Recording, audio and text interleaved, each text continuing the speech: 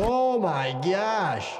Explosive takedowns, gnarly headshots, and the wildest sneak attacks you've ever seen. Today, we're breaking down and reacting to all the insane medical moments and intense injuries from Call of Duty Black Ops 6. Call of Duty. Let's dive right in.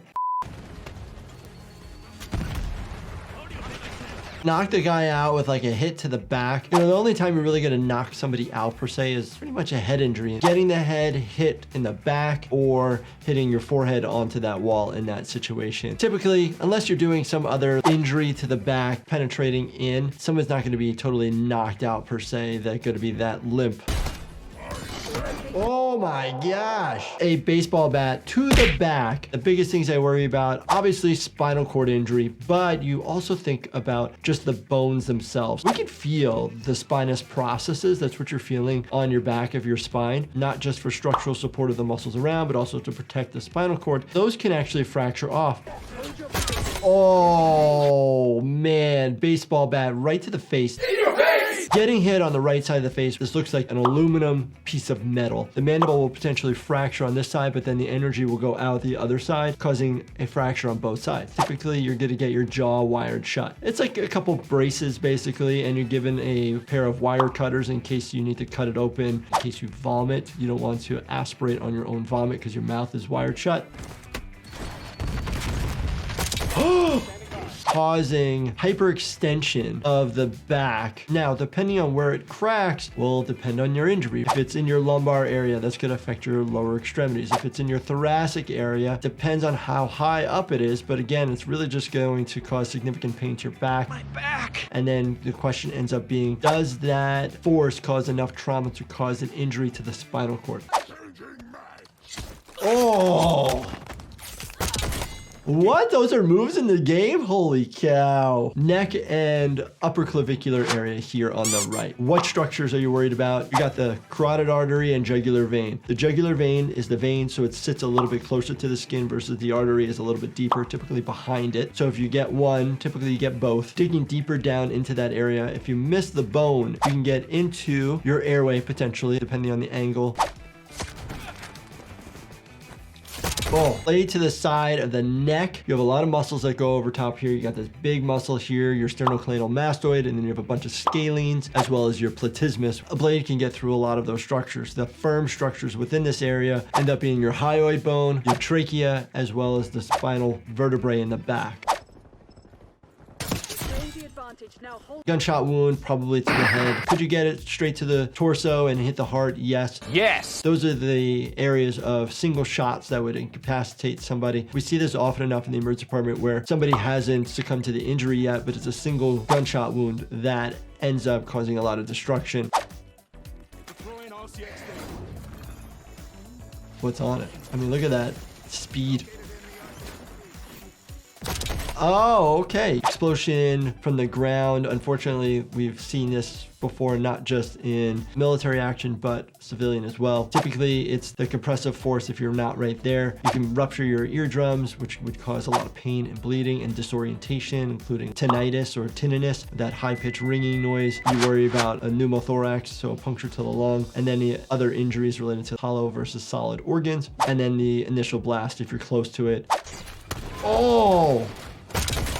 Back and face injury due to the bat. Besides the jaw fracture relating to the face, you always worry about intracranial bleeding. So if somebody comes in with significant trauma to the back as well as the head, sometimes for the back you can do quick x-rays, but again, because you're concerned with such trauma and neurologic abnormality, you can start with the CTs, but you'll ultimately probably need an MRI. Oh, like a sweet pool. I could totally see playing this game for hours, which takes probably a ton of laser focus. Instead of reaching for an energy drink, which can have too much caffeine and other weird ingredients, why don't you give Level Up a try by my supplement company, Life Happens. Check it out at lifehappens.com or on Amazon. Oh! You can't see exactly where the blade goes in, so you're assuming it's very similar up near the trapezius, which is the big traps that people try to work out. So big muscle there, and hitting the nerves coming out your neck if you're coming a little bit more posterior. And those nerves relating to the neck are actually going out to your arm. Then they actually form your brachial plexus. Oof. Oh, blunt trauma to the head with a kick. This potentially cause fractures, intracranial bleeding, and then most of the time, just concussion and feeling dazed. The difficulty is like the post-concussive syndrome. It's the unknown amount of time where you still have neurologic symptoms in the sense of nausea, vomiting, headaches, feeling dizzy, just feeling off. Sometimes these can last a day, sometimes this can last weeks to years. Oh, taking a baseball bat to the head. We're gonna get CT scans of that. And most of the time what's gonna happen is the skin's gonna rupture open, causing a exploded type laceration, which most of the time they will heal just fine and they are a straight line. But there are times when it's something called a stellate, which is like a star. So it comes in different directions. So you have different areas of sutures that you have to do.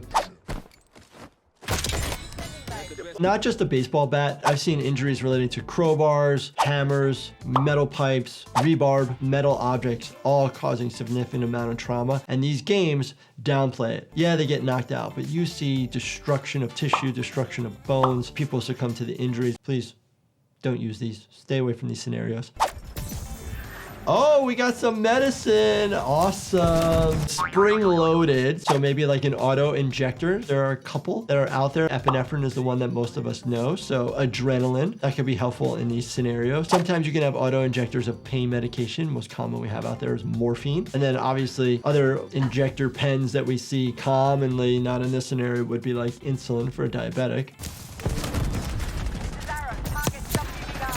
The fact that it has medications in the game, awesome. You think also what other medications would be helpful in this scenario? Anti-inflammatory medications, maybe antibiotics or different types of ointments. And then depending on where you're at scenario wise, are you dealing with different types of toxins or poisonings or gases that you need antidotes for? Nuke inbound, what? Oh my gosh. What is happening? Wow, so a nuclear potential blast and we see fire. We see initially the burn. So yes, you can have burn injuries, explosive injuries, falling debris, all those initial impact things. Then say there's an ER there and I'm the local ER doctor that's just far enough out of the blast radius that we need to treat individuals. You need to decontaminate them first because of the radiation potential particles on the individual. Wow, they have this in the game? We all have decontamination protocols before bringing people into basically a non-hot zone, so to speak. When people have radiation exposure, usually within a couple hours, somebody can have acute radiation syndrome, typically relating to nausea, vomiting, burns, sloughing of the skin. After decontamination, you're trying to basically control symptoms and basically support the individual. Do me a favor, definitely check out this playlist right here, binge watch everything, and make sure you subscribe, turn on your bell notifications, and hit that like button for me. Thank you so much for watching, and stay healthy, my friends.